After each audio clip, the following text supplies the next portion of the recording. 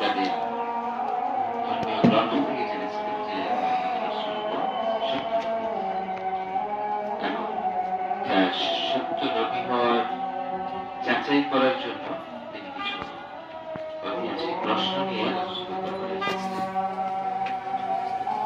ধর্মের পিছনে এই প্রশ্নোত্তর গিয়েছিলেন। তো সেখানে যে সে যে ৩ টি প্রশ্ন করেছিলেন, কিয়ামতের এগুলো নিয়ে আশরাত সাআ, কিয়ামতের আলামত সংশ্লিষ্ট যে প্রশ্ন, এবং কিয়ামতের তোমার বড় আলামত, তারপরে হলো জান্নাতীদের প্রথম খাবার, তারপরে হলো সন্তান মায়ের মতো হওয়া, বাবার মতো হওয়া, এটা তোমার কিসের উপর নির্ভর করে। তো এই ৩ টি প্রশ্নের আল্লাহ রাসূল বিশুদ্ধ জবাব দিয়েছেন এবং শেষ অবধি বলেছিলেন যে আমি যে প্রশ্ন করবো আপনি